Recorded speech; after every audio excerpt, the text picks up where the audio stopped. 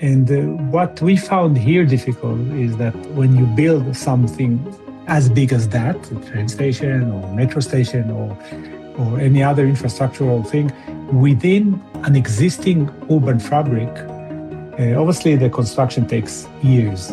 What we found very, very difficult is the time that during the construction, the city during this decade sometime, it's actually a huge mess. And I wonder if you guys have any strategy about it and how you mitigate it, maybe make it more plausible for the public. Because when we are designing a building, creating an court, creating a public place, creating an interactive place within the building still can be achieved. But achieving an interactive place for the large development is really very challenging.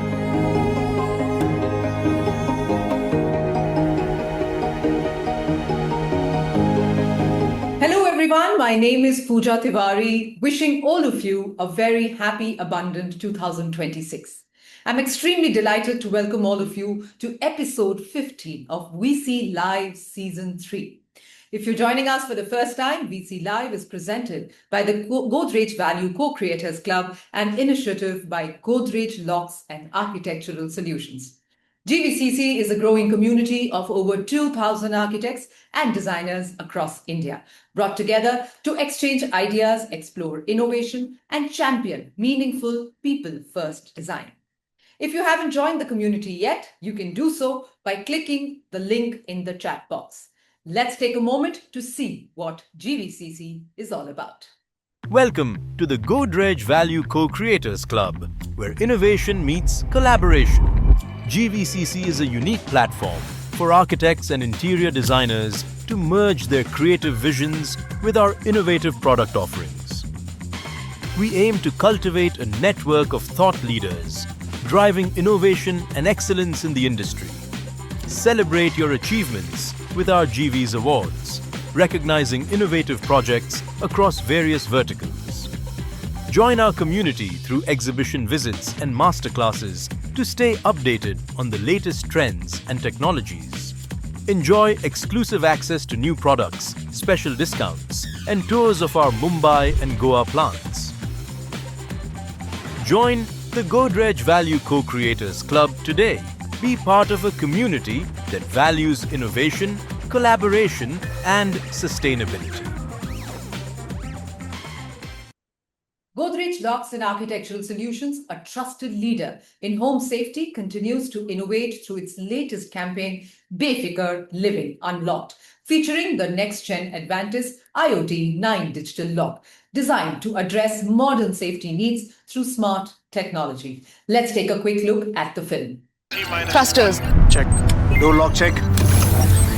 Door lock घर का door lock किया था या भूल गया घर का lock फटाफट से चेक करके आऊं क्या ले आइए Godrej IoT 9 digital lock, 9 secure access modes, automatic locking triple bolt और कई एडवांस फीचर्स। अब घर के अंदर या बाहर रहो बेफिक्र। घर जाते ही गोदरेज डिजिटल लॉक लगवाऊंगा। VC Live is a monthly thought leadership series where we bring together industry leaders to explore the evolving future of architecture and design. This season's theme is Future Forward, which looks at how innovation, sustainability, and people-centric thinking are reshaping how we design cities, infrastructure, and everyday environments. Today's session, Design at Scale Building Communities, focus on architecture beyond individual buildings, exploring how large-scale planning, infrastructure, and public projects can shape resilient cities, inclusive communities, and shared future. By the end of it, we'll also have a Q&A session, so feel free to drop your questions in the Q&A tab as we go along.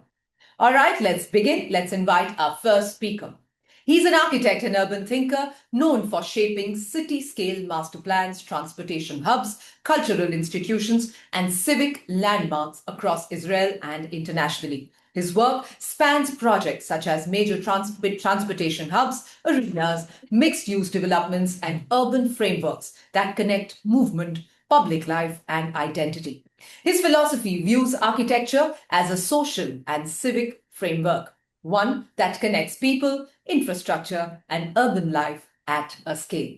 Today, he's with us and he's going to share insights on how large-scale architecture can become a catalyst for community continuity and urban resilience. With a warm welcome, ladies and gentlemen, let's welcome architect Erez. Ella. A warm welcome.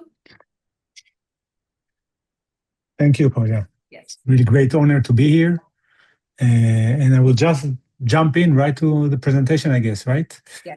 Happy New Year for everybody. 2026 hopefully will be a great year. Okay, so following the subject, which is obviously very, very exciting, I would like to talk today a little bit about how in the current ecosystem that we all live in, we can, with a massive construction density, how we can create communities, maintain communities, which is in my mind, one of the most important things in the human behavior. So I'll start maybe stating the obvious. We are living in a very, very hectic, unique, exciting sometimes times. We have leaders that do whatever they want in the world. We have wars, sadly. We have a climate crisis that we all need to. With that, we have also prosperity in human lives, and the density is rising almost every day, and we double our population. Adding to that, the backbone of the traditional city, this is an image from New York in the 70s, which is kind of the city that we all love to love, is changing. The three main principles are actually changing in front of our eyes. The economy, the way we buy, the mobility, how we move in the city, and of course, the way we all communicate between each other. We all know that we buying via the web on our mobile, and it's in different places. It's already getting to our doorstep with a drone. We're communicating completely differently. Even now we're on a Zoom meeting, and of course everybody is on their mobile 24/7. And lastly, things that we imagined not so many years ago, that cars will drive themselves, where we see that today happening, and people sleeping within the cars. So with all this kind of ecosystem that we all live in, we ask ourselves how at HQ in Tel Aviv and other places in the world, how we can reimagine the communities within it. So I want to show this diagram that explain maybe the place for the architect or the urban planner in the new era. The way we position ourselves in between those three nodes. The economy that we need to master, the spaces that we hopefully design in a good way, and the new technology that we all are facing, give us an opportunity to really shape and influence our cities, the communities that living within them. So what I try to do today is to show you three projects in different scales that we believe show how we can reinforce the resilience of the city, and the community that lives within them. I will start with CBD of Tel Aviv. It's right in the center of the city. You see a picture of it, of those high rises. It's next to the main highway of all of Israel, and of course the Tel Aviv metropolitan. This area is built with some high rises, a lot of low rises that you can see on the left-hand side of the image, and quite a lot of new and planned new structures. So it's kind of in the move all the time, but and can be very dense, but it lacks of coherency or urban design. And when our role was actually to imagine this new CBD in the next decades of workforce and how we work in our offices. And we found out a few principles that we wanted to achieve is to see how we can connect to the areas around us. We thought about the elevation change in the space, how in this kind of extremely dense and high spaces, how we can oriented ourselves, how we can suggest green spaces for the community, how we can deal with the private ownership, the fragmented private ownership. A lot of people own a lot of small buildings and small pieces of buildings, and how we can renew this area.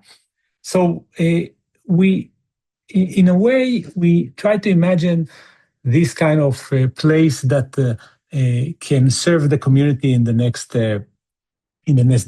decade as a futuristic place that people can also relax, not only work, also live, has all the programs they need. And we had this image, and we face reality that kind of everything that we suggested kind of killed this idea. So we suggested a new approach. If this is the building environment, extremely dense, extremely built, we thought instead of doing small pieces of actions or small actions, not pieces of actions, small actions, maybe what we need to do is to do a bold and very straightforward move. And like with a cookie cutter that we come in and we take one piece of this built environment, create a space in a very coherent layout within this built environment, and force everybody else to adjust to it. So we created this cross that allow connectivity between the different areas around us. It can be three-dimensional and deal with the difference in heights. It's give orientation. When you're coming out from the new metro system, you immediately know where you are, and you can move towards your destination. And it's an opportunity for us to create a diverse program, public program around this space, and allow for vital urban life. So if we look at it kind of not on a conceptual level, on a real level, like you can see here, this is the three-dimensional view of the area. We can see on the left-hand side the main highway, and all the red buildings are already been either designed or built that we cannot touch. So we had a lot of very little space that we can deal with. We suggested this kind of cookie cutter cross in the middle that you could see here allow the connectivity to the different places around us via foot or for pedestrian or bicycle. It allow for a better vehicular circulation. And we suggested also new means of transportation, public transportation around us. And then it's created kind of this three-dimensional urban space within the CBD. We also, as I mentioned before, we took all the different programs that were separated around the city, and we concentrated in this center, theaters, museum, all the cultural programs within one space that allow us to create those almost futuristic scenes of pools and bookstores and very exciting spaces. All this within this green space in the middle that people can wander around it. I'll jump to the next building, which is a much smaller scale, but also create a very strong community. It's a housing project in the south of Tel Aviv. We've been charged with the task to renew the building that you see on the upper right corner of the image.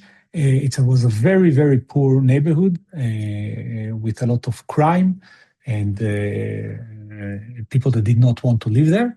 And we've been charged by the client to do a building that will allow for quite a lot of units within it. And if you see on the left-hand side is a typical Tel Avivian building, which is centered in the plot. Around it, some kind of a garden, but obviously it's impossible to do it here in this area. So we suggested a new typology, or the more European typology, if you like, of a U-shaped building around a courtyard. Here it's mentioned in red with 10 apartments around it. But it has a very one unique thing.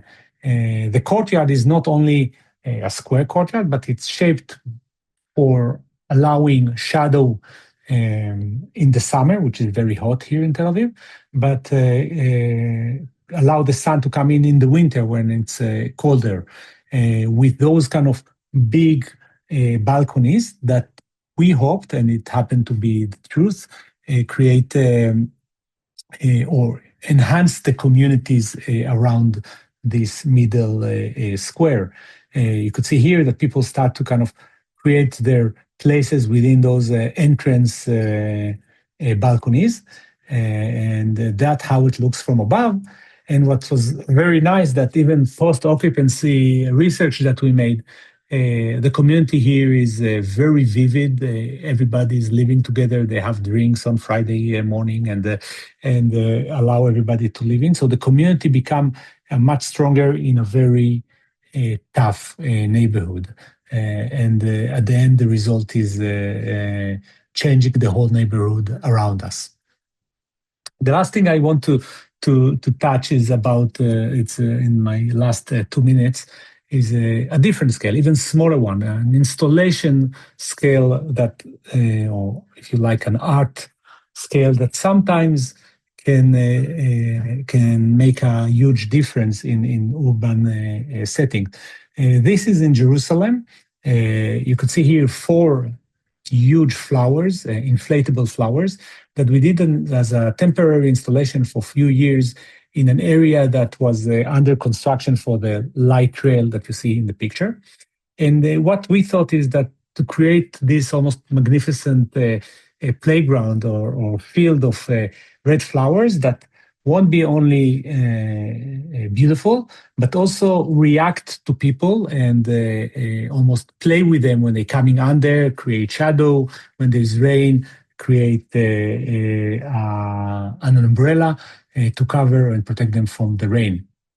And at the end of the day, all the community we found, ultra-Orthodox Jews and Arab Palestinian people coming together in that area, playing with those flowers, and at the end of the day, it's create a really interesting and vivid community. Thank you very much, guys, for listening. Thank you so much, Architect Erez, for that insightful and layered presentation. I'm sure our audience members have really had a great time watching such amazing slides and, of course, listening to you. All right, let's move on. Let's invite our second speaker, Architect Anupam Mittal. Pioneer of rapid, monolithic, disaster-proof construction, his work has helped deliver millions of square feet of affordable housing, creating safe homes and resilient communities across the country. He believes architecture must serve people, resilience, and the future. And today, he'll share how design at scale can directly impact lives and cities. A warm welcome, sir. Over to you. Yeah, very good evening, and I wish you very happy New Year to all of you, whoever is attending this. Look, the way the presentation was done, it's really good. All credit goes to the team who's right now doing it. So wonderful. Congratulations to the entire team. So when we are talking about the communities and the places in India, I guess everybody will agree with me about the public infrastructure and especially the railway stations. So railway stations have been created in such a manner since 100 years that it is generally in the center of the city and that attracts a lot of community places, interactive places other than the transport. So we call it a reimagining public infrastructure in this particular manner with the way infrastructure is developing, the way railway stations are developing. So smart railway stations as catalyst for urban change. This is my topic. So I'll just introduce this topic in a few slides, which will be like first will be the smart railway stations as catalyst for urban change. This is something which is the most important aspect.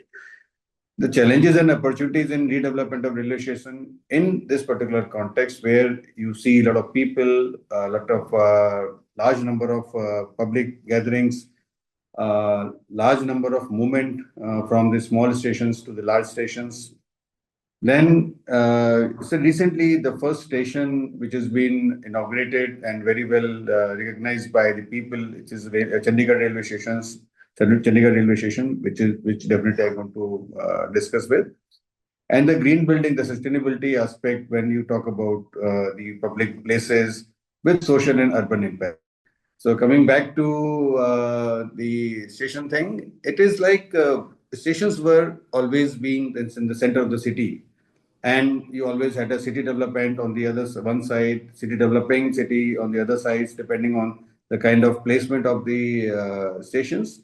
So I have a present scenario. You have developed areas, you have developing areas all around the station, and then now what is proposed is to create a city center. So from the center of the city to city centers, which is now attracting a lot of gathering spaces, and definitely through the development, it is becoming a very big community place where shopping, movement, transportation, and everything, all kind of activities are there in the proposed station, which are ongoing and definitely getting under construction.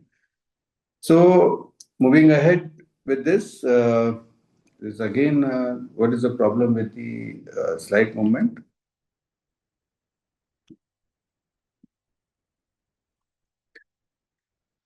Okay, so when we talk about the challenges and opportunities, definitely, in India, for everybody, like more than 1,300 stations are under development. So it's a large thing which is happening. It will be created. It will be creating a large area for public gatherings and for public usage through the city centers. It is now, which is called a major upgradation, which is 15% of the total stations. And the other part, the small stations are under Amrit stations, what we call it as a nomenclature. So iconic structures with modern art, state-of-art facilities, and futuristic design with 40 to 60 years horizon. So that stations are getting developed for next 50 years, 60 years. Integration with the both side with multimodal integration from all sort of transport systems, which is like buses, maybe metros, and whatever public transportation is available. Everywhere is getting integrated through the railway station development. Improvement of station connectivity and approach all around the place, becoming a city center. Segregation of arrival and departures and the public and commercial areas. This is the most important aspect where public is there. They can have the eating joints, they can have interactive places, they can have shopping malls, they can have small kiosks and all those things. So they are there, they can be used by those people around. Improvement of passenger facilities like the large waiting areas, lounges, restaurants, and public amenities.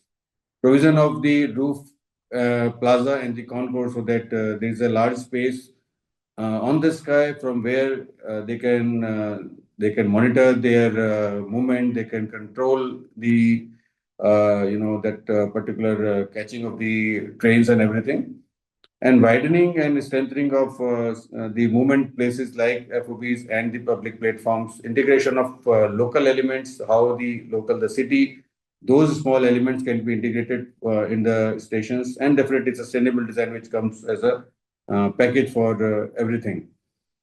So then we move to the other aspect, which is more about the challenges and redevelopment of stations. It's a brownfield project. So the stations are there when you are recreating the place for the public. It is not a greenfield project. So from the existing conditions to taking it to that particular futuristic plans, it's a very big challenge. Definitely, the things are getting done accordingly. Infrastructure and utilities upgradation along with the existing conditions. So because this is becoming large, very large for next 50 years, looking at the kind of crowd, the kind of public, you have to recreate that utilities and infrastructure. Accordingly, the phasing is done. Definitely, you have to have an uninterrupted operations for that particular area.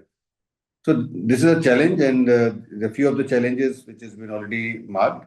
Then you're coming out the opportunities opportunities in terms of sustainability and many things. So the consumption of everything, including water, including like electricity and everything, is pretty high because of the large developments.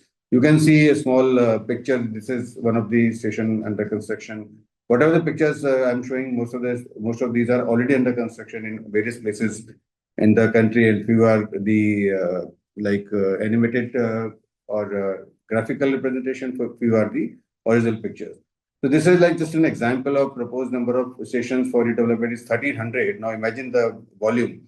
Average area is 600 meter long platforms with 6,000 square meter area. Considering a station to have at least two platforms, minimum area available for installation of roof panels is 12,000 square meter, which means feasible plant size is 1,500 kilowatt per station. Like this is the kind of area we are having. Total energy production in a single day is 12,000 kilowatt for the entire set of stations.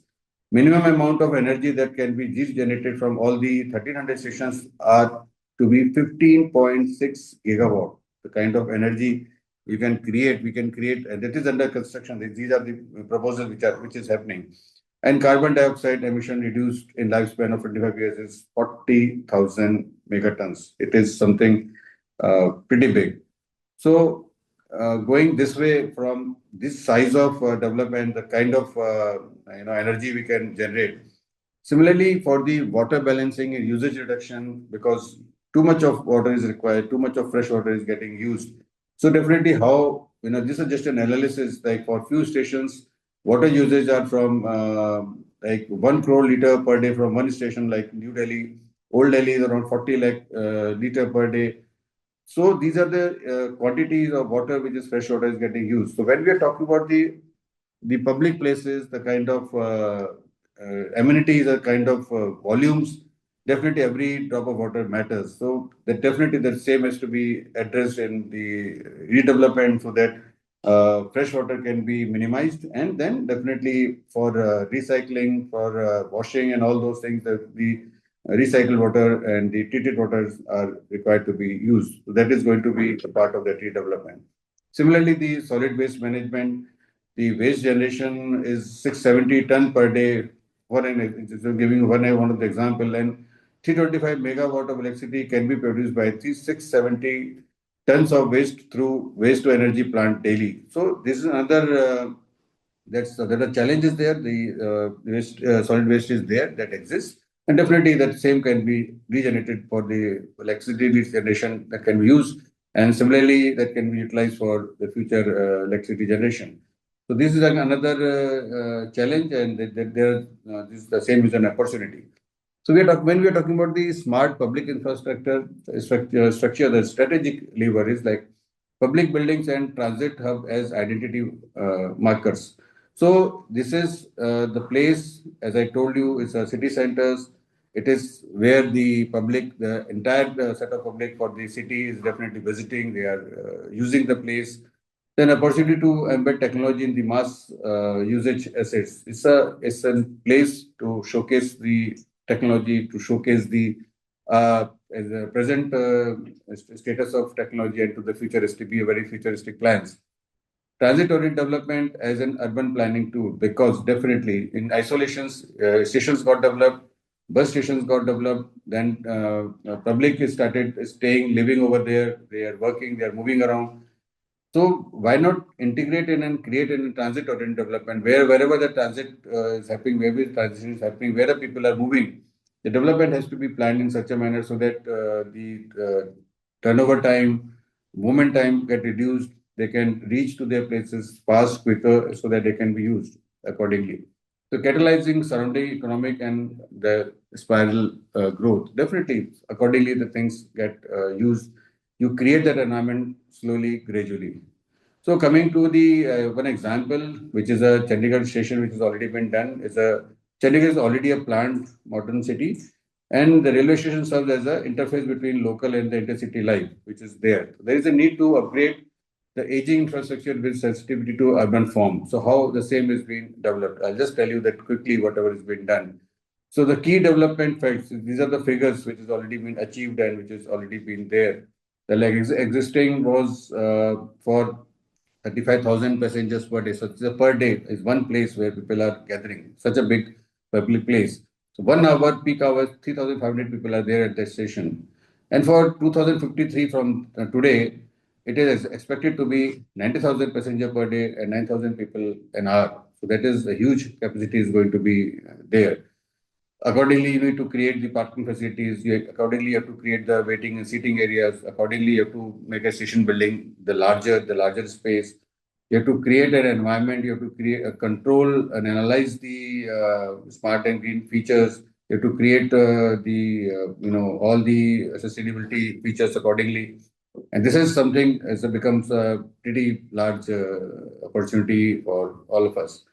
So that case study comes with the smart urban design and planning, smart innovative futuristic materials. So we can always, you can experiment all those things. The smart mobility systems, the technology interface is there. The smart construction methodology technology, because this station is the first station where the modular system of construction is being used so that the repetitive work can be done accordingly. The technology has to be there, used accordingly. Smart resource management, smart digital integration, and definitely, you can move forward accordingly. So this Chandigarh station, just a glimpse of this, how this smart design and planning is being designed through taking just a reference from the existing architecture. It's a modern city, it's a modern area, which has been designed as a greenfield project where the city has been a greenfield project. It was evolved through the urban planners and the government's own planning system, where now you have a station and you have the new station with all the amenities facilities integrated with the present scenario. So this is a very big example of urban planning thing where you have a smart enhanced multimodal railway station is being designed for integration, for traffic movement, regularized traffic movement, for segregation of all the kind of places, world-class facilities, because definitely the public is there, so they have to have that kind of best facilities, large functional zone, and accordingly, definitely sustainability is the package which comes with the standard thing. This station has been designed for modularity, expandable in the future, with definitely existing concourse and the created concourse and the all the coverings and the modern facilities have been already there. So this is the picture which is final product, which has been already created and open for the public to use. So this is fully completed, operational. So this is an example of a very large public place as far as Indian context is concerned and transportation hub is concerned. And then these are the few volumes in inner volumes where the interior views areas where people are using the solar roof completely generating the power.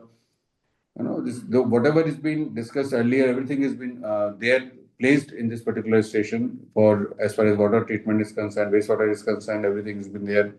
And definitely the public area, since the pictures you can see the pictures, absolutely the new pictures. That's why we'll see less of an landscape work, which is still growing. It will take its own time to grow. So just got operated, just got inaugurated. Accordingly, you can see the areas under construction and the finishing stage. So this is the it's a volume where the entire public is going to have the place these kind of large volumes with the interconnectivity between the floors or through the escalators or staircases, whatever is being provided as with the amenities and facilities within the station. And definitely, the small statement is like invest in the technology and sustainable practice to enhance urban living. This is the picture which we had researched. We thought this would come as a package for the public, for such a large public infrastructure. And then definitely this green building features are a part of it. It is being developed accordingly.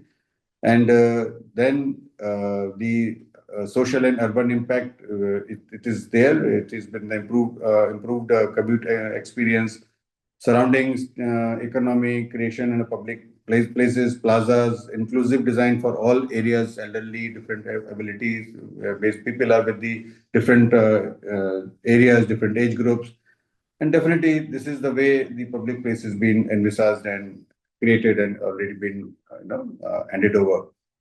Conclusion, the last thing is the smart building cities and infrastructures are inseparable in future urban growth. Design strategies in railway stations like natural light, ventilation can reduce operational carbon emissions potentially up to by 70%. Modular construction in railway stations by carefully considering the entire life cycle of the materials and implementing energy efficient and sustainable practice, railway stations can significantly reduce the carbon footprint. Solar cells, like 40% generation of the electricity can be reduced. Water demand by 50%. Wastewater, definitely the same has been already addressed.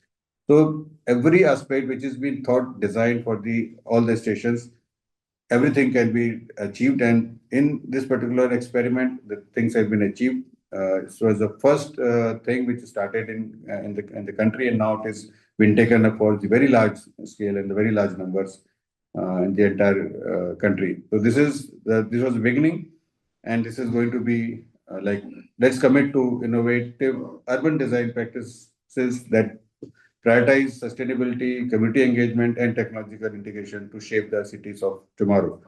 It's a statement for such kind of public places, and definitely it ends here.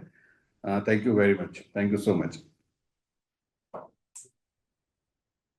Like you rightly said, technology sometimes can definitely be a pain.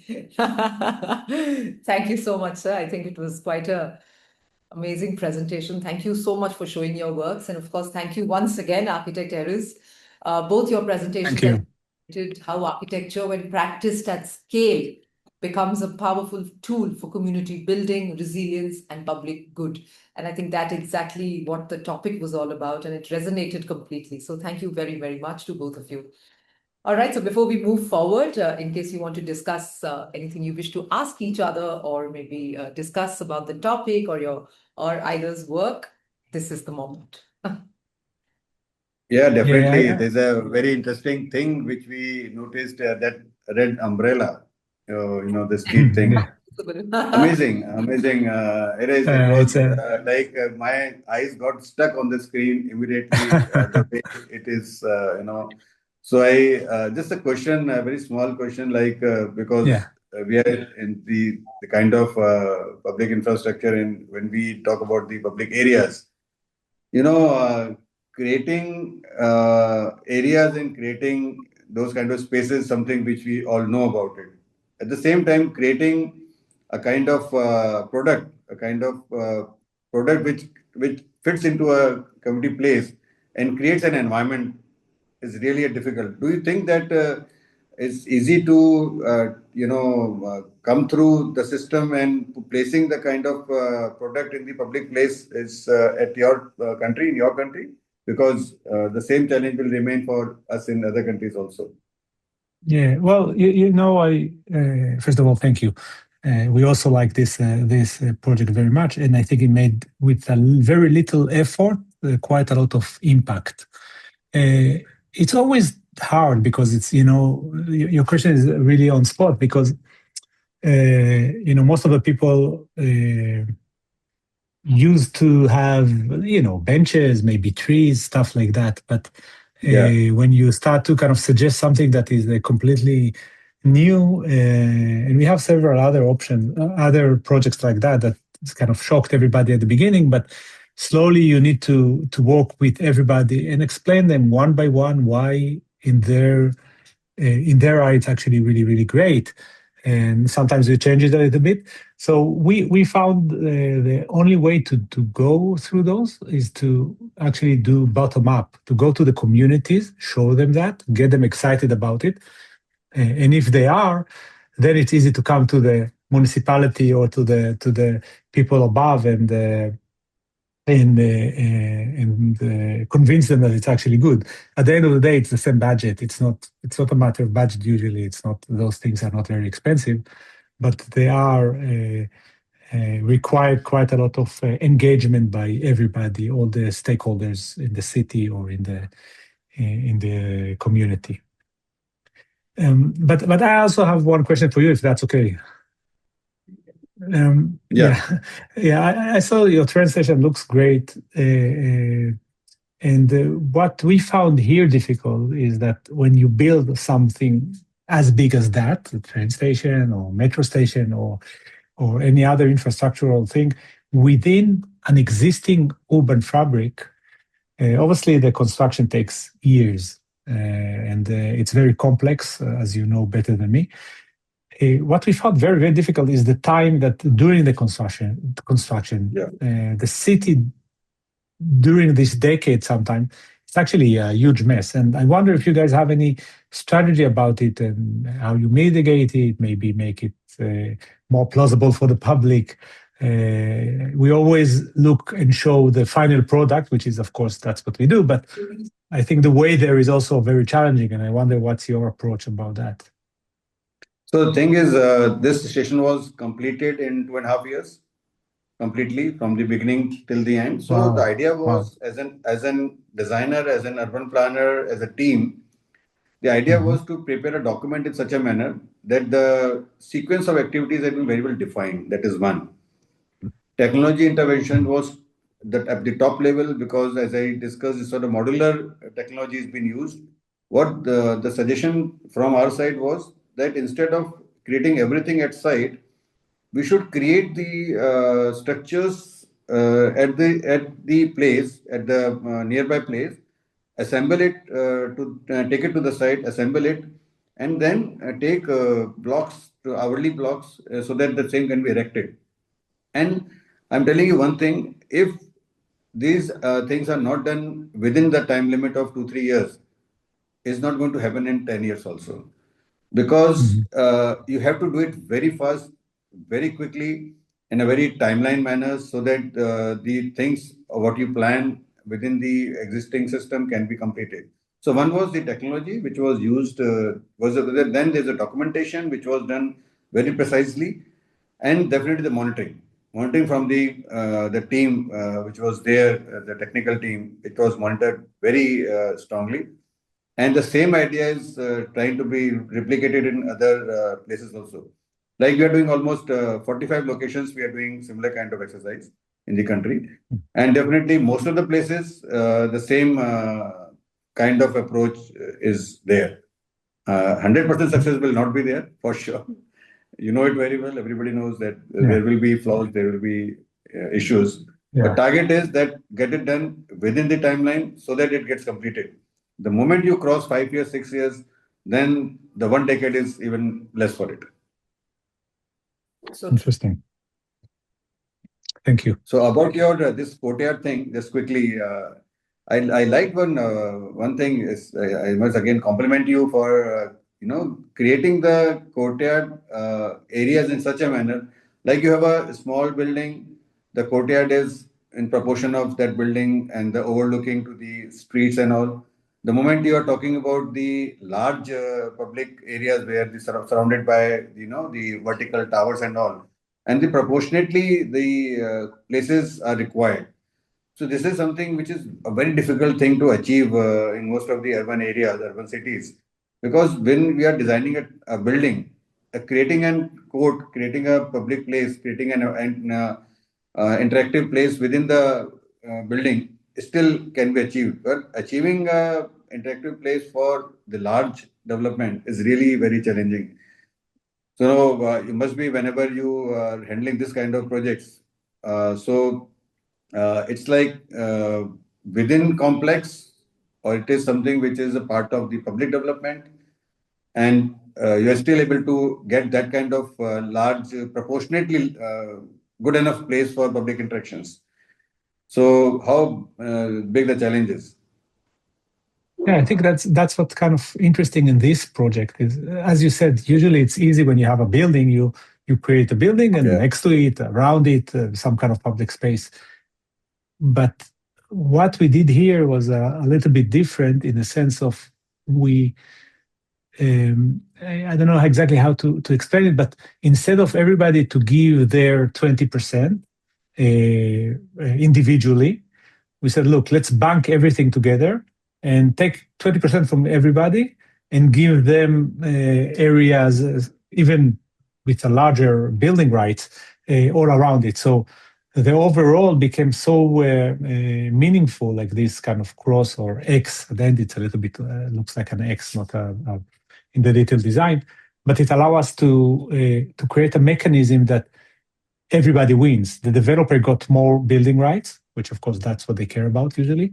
The city, municipality got this big space instead of fractions of small spaces, and therefore it's meaningful, it's coherent, everybody understands it kind of immediately.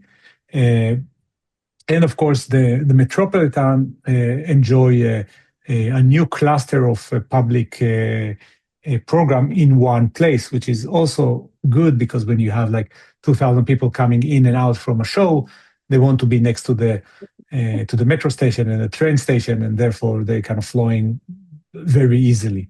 So altogether, it in this particular moment, it kind of somehow the mechanism worked out nicely. Yeah, it's a contributory thing. It was really amazing. It's a difficult task, quite a difficult task. Achievement was pretty great. Congratulations for that. Yeah, the task was to convince everybody around us that it's the right thing to do. It's difficult everywhere throughout the globe. Yeah, exactly. All right. Thank you so much for such a powerful discussion. I'm sure this discussion can just go on and on. But let's quickly move forward. Before we move on to the audience questions, we have a very interesting section in the VC Live, and that is a fun exercise for our audience members, and that is the poll question. So what happens is we take 2 poll questions. I will announce the question. I will give 4 options to the question, and requesting our audience members to quickly tap on the option that they fit the best out of all the 4 options. So whichever option you think that is right for you, please click on that so that in 30 seconds, the time that you get, we get an answer that which is the option that has got majority of votes. So yes, let's begin with our first poll question. And the question is right on your screens, ladies and gentlemen. It is, what do you think matters most when designing at scale? We just discussed about that.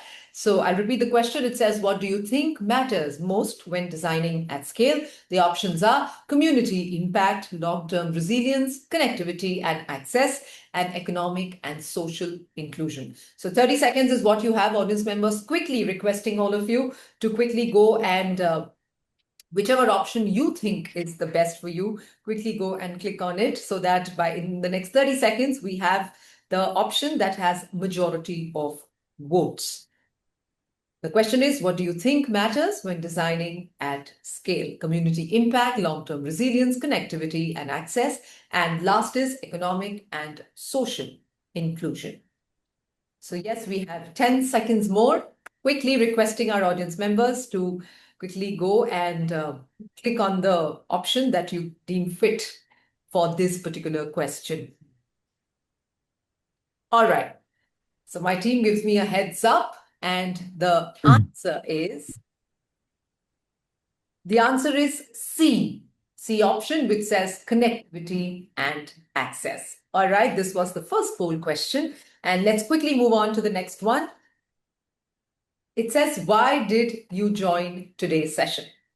Very important for us. It's a very important question for our team because then we know that what is it that we need to work on and what is really working for us. So the question is, why did you join today's session? First option, learning about large-scale urban design, infrastructure and city making insights, inspiration for public architecture, and lastly, understanding global perspectives. 30 seconds starts now. So requesting our audience members to quickly let us know that why did they join today's session. A very, very interesting topic, very interesting discussion. Two of our esteemed speakers, very good in their own way, have shared their works, their ideas with all of us. So I'm sure we all have got our answers. So these are the four options: learning about large-scale urban design, infrastructure and city-making insights, inspiration for public architecture, and last, understanding global perspectives. So yes, my team gives me a thumbs up, and the answer is option D, that says understanding global perspectives. I think it's a very deem fit answer because in the discussion also, in fact, there was a hinge of it that we discussed about global perspective. So thank you so much to our audience members. All right, let's quickly jump on to the promise that I made in the start about the audience questions. And we've got a couple of questions from our audience members. So we'll begin by asking the first question to architect Anupam. Someone's asked, how do you balance speed, scale, and quality in public sector projects? Yeah. It's a mixing of three things, right? So see, quality is something which cannot be compromised. So that is something which there is no way you can compromise. Speed is something which has to be created through a balance.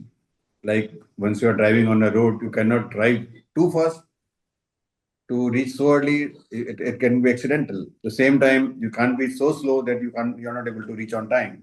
So it's basically when construction speed is a way you basically create a balance, and then step by step you take out the momentum. And what was the third thing? Quality. The scale. The third is the scale. So scale is something you have to envisage in the beginning.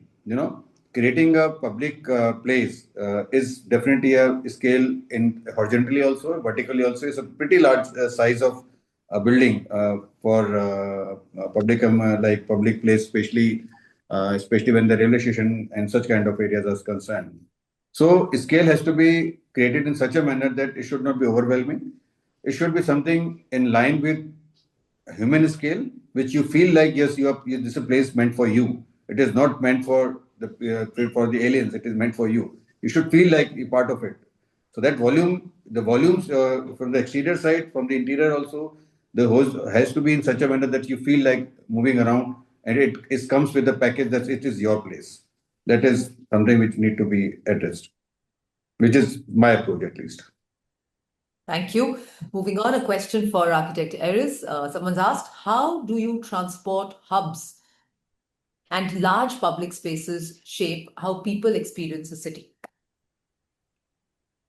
It's an interesting question. I think, there are many ways, but transport hubs shape in many ways. But I think the main issue that they shape the city in a new way during today is by the fact that the city used to work only on street level. When kind of in medieval times and up to 20 years ago or 40 years ago, because of the density, we can put all the programs that we need from transport hubs and everything, shops, to the city, to the street level. But now the transport hub, what they do, they actually make the street level three-dimensional. You start your experience, your urban experience, sometimes on the concourse level, sometimes on the platform, and all the way up, sometimes to level 2 or 3. This happened before in Japan and Tokyo and other places where we're very, very dense. And now we can see it here in Tel Aviv, and I'm sure also all around the globe. So I think that's the main thing that transportation hubs changed the city, kind of the way we look at the street and urban experience, which became three-dimensional. Thank you. All right, quickly, a question from Mr. Girish from Bengaluru. He asks, the Apex Construction and Planning Code of India, that is the National Building Code, is said to be stripped of critical safety requirements such as fire safety systems, zoning laws, bylaws, etc. The question is, what will be the impact when NBC gets negated to a dummy document? And the other part is, will it trigger uncontrolled, unscientific planning and construction?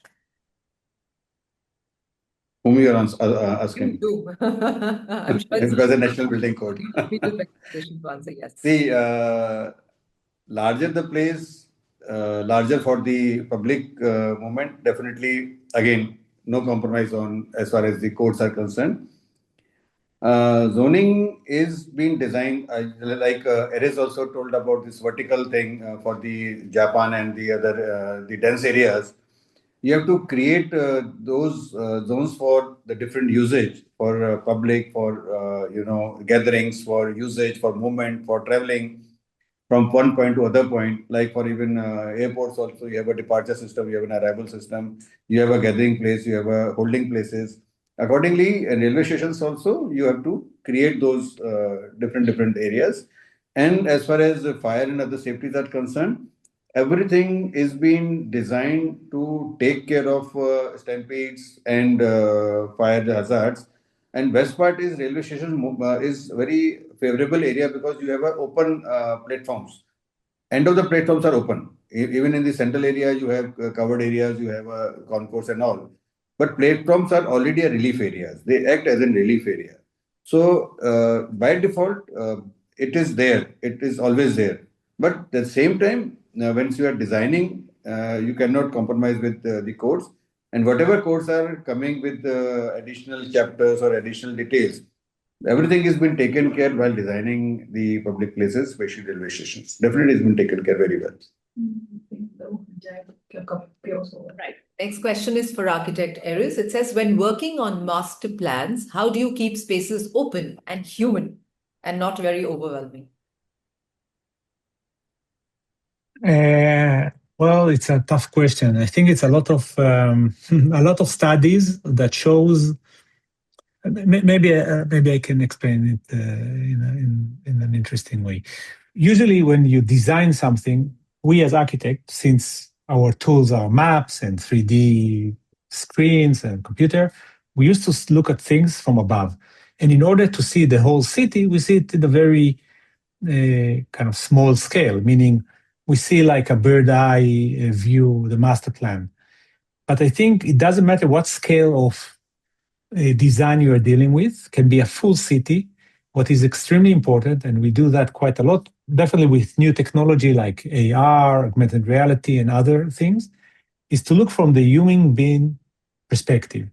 Doesn't matter how big is the building, you need to have a rendering, the view from how the person can see, walk through. There is another question about circulation, and we do that a lot. We kind of walking through our projects to move from point A to B, that we know both of those places are points of interest, and see how person can feel and see.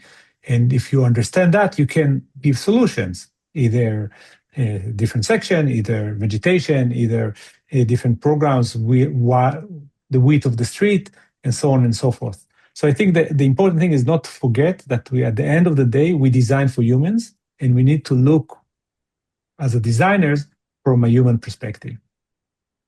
Absolutely well said. So I'll take one last question, which is a common question for both of you. Either of you can answer first, and then we can go on to the next one. It says, what advice would you give architects who want to work on city-scale projects? Who wants to go first? I think I'll request the guest, Erez, to start with. Well, I wanted to suggest that to you because I don't have a really good answer. Okay. No, I Okay. think, yeah, go ahead. I'll think about something. See, first of all, you have to build this. It cannot be done in a day. When we talk about, like, it has been 30 years now in practice. So 3 decades, it took a lot of time and a lot of energy and a lot of hard work to reach to this place, this point where, yes, you can be a part of that public scale, city scale projects. So, but at the same time, I guess when the youngsters are there, when the mid-size practices are there, the small activities, small scale things, and as far as city scale is concerned, city level projects are concerned, urban planning, urban design projects are concerned, you keep doing it. Whenever you get any small opportunities, keep doing it. You can create you can be a part of a team, the larger team, where you can become a segment, you can become an advisor, you can become a part of the team, so that you are able to actually handle it. You are able to do it. You are able to, put your ideas which are practically actually accepted by the authorities, by the public, by the government, so that the same can be implemented.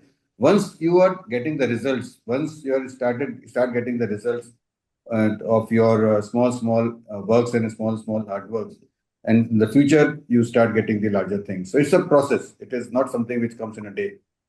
So the advice is that you keep doing, keep knocking, keep it up, small intervention, and definitely you will get into the pretty big size city scale projects slowly. Actually, in your case, you've seen it for 30 years. You started 30 years ago, and today 30 years now that you can see a lot of difference. So yes, absolutely well said, sir. Yeah. Keep knocking. Yeah. Yeah, well, I'll give maybe modest advice, my 2 cents. One is really to ask yourself if you really love people. At the end of the day, we design for people. And those people are not always like us. There are different communities and different people. Sometimes people that you disagree with or don't like the way of living. But at the end of the day, our responsibility is to design for them their environment. So this is one advice. Really ask yourself if you love people, because if you love them, then it's great to design for them. Second advice is to understand that we are talking about marathons and not a 100-meter race. It's long processes. Long process of designing and long process of realizing and see your results. And you need to be ready for that. 30 years, I'm 25 years, and it's still, I feel like I just started. So just bear that in mind, that it's not like, I would say, if you're going to develop a piece of software, you see the result after maybe sometimes 2 days, sometimes 2 months. And the third thing that kind of I recommend, that it's maybe the most influential thing you can ever do. You influence a lot of people and a lot of the way that people live, and that's your responsibility and fun and enjoyable. So if you're all for all three, go ahead and you have to be very sensitive. You have to be very sensitive about it. Yes. Yeah. Thank you so much for such a beautiful answer. Thank you. Right, that brings us to the end of VC Live Season 3, Episode 50. Thank you once again to our incredible speakers, Architect Erez and Architect Anupam Mittal, for giving your time, sharing your experiences and perspectives. And of course, thank you to each one of you who joined us live today. Today's session reminds us that design at scale isn't about size alone. It's about responsibility, people, and long-term impact. Until next time, stay curious, keep questioning, and continue designing with purpose. Please take care. Thank you very much. Thank you so much. It was a pleasure to be here. Thank you so much. Bye-bye. Bye-bye. Bye.